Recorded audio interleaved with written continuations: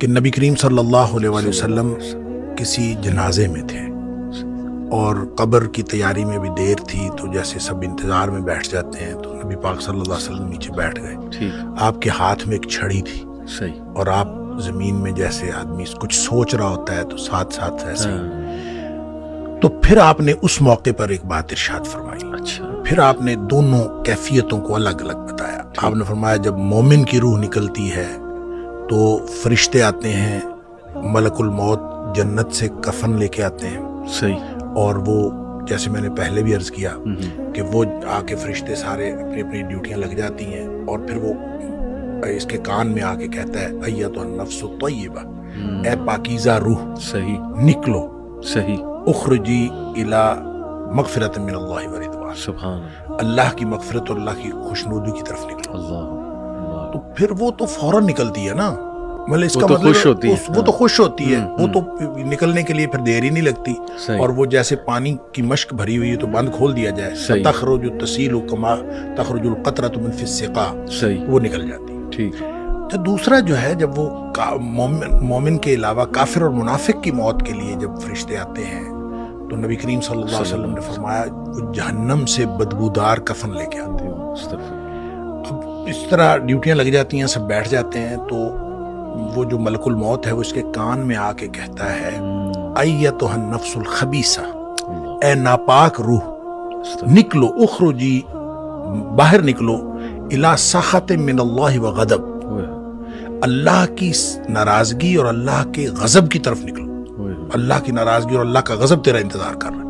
آپ اندازہ کریں جس کو یہ کہا جائے اور ادھر دنیا میں پڑے ہوئے اس کو یہ خبر مل جائے کہ اللہ کی ناراضگی اور اللہ کا غصہ میرا انتظار کر رہا ہے، تو وہ کیوں نکلے گی؟ جی ہاں.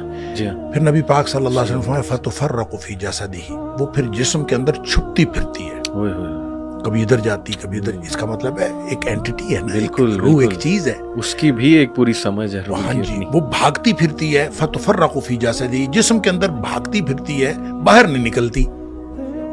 تو پھر فرشتے جو ہیں وہ فینزعہ، وہ پھر اس کو کھینچ کر نکالتے ہیں. اللہ اکبر. اور پھر اس کی جو نبی پاک صلی اللہ علیہ وسلم نے مثال بیان فرمائی، کما ینزع الصفود من الصوف المبلول، جس طرح سے گیلی اون ہو اور اس کے اندر گرم سلائی لوہے کی رکھ دی جائے اور پھر اس کو کھینچا جائے ایک طرف، ظاہر روئی وہ اون جو چمٹ جائے گی، تو اس کو ایک طرف سے کھینچیں گے تو وہ تو تار تار ہو جائے گی.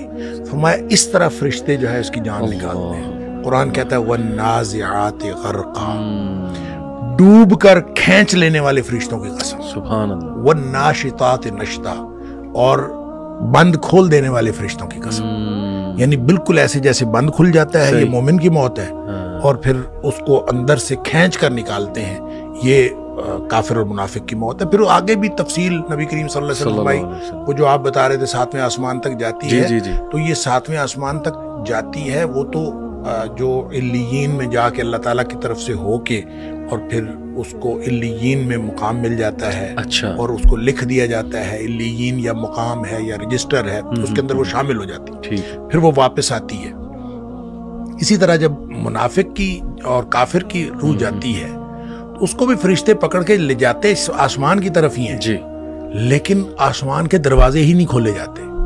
اچھا، اس حدیث میں یہ بھی تفصیل ہے کہ ظاہر ہے جب مومن کی موت جنت کے خوشبودار کفن میں ڈالی جاتی ہے تو ہر طرف خوشبو پھیل جاتی ہے.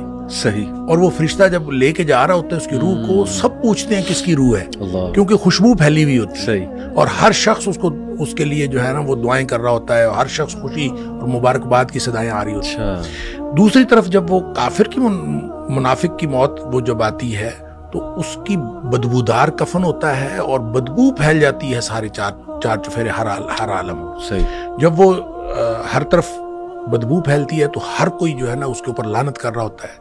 پھر وہ لے کے آسمانوں کو چڑھتے ہیں، آسمان کے دروازے ہی نہیں کھولے جاتے. قرآن میں بھی آتا ہے کہ اس کے لیے آسمان کے دروازے نہیں کھولے جاتے. اچھا، اس پر پھر حدیث میں آتا ہے کہ وہ فرشتے پھر اس کو وہاں سے چھوڑ دیتے ہیں. اچھا، وہ پھر گرتی ہے نیچے، یعنی جو جہنم ہے وہ پستی کا استعارہ ہے، صحیح، اور جنت جو ہے وہ اونچائی کا اور بلندی کا.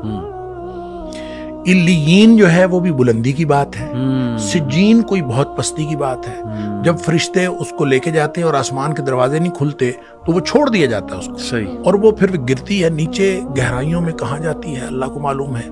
और लेकिन उसको कुरान ने भी कहा सिज्जीन, सही, और नबी करीम सल्लल्लाहु अलैहि वसल्लम वो सिज्जीन में चली जाती है, यानी सिज्जीन में उसका इंदराज हो जाता है कि ये सिज्जीन में, ठीक है। उसके बाद उसको कुछ देर के लिए वापस लाया जाता है और फिर वो कब्र के अंदर तदफीन जब होती है तो फिर उसके बाद वो जो सवालात हैं जो कब्र वाले हैं, फिर उसके बाद कब्र के अंदर मोमिन की जो के लिए तो हर तरफ खुल जाती है कब्र, ताहद्दे निगाह खोल दी जाती है। और जैसे नबी करीम सल्लल्लाहु अलैहि वसल्लम कि कब्र जो है या तो ये जन्नत के बागीचों में से एक बागीचा है और हुफरत मिन हुफर नार, या फिर जहन्नम के गढ़ों में से एक गड़ा है।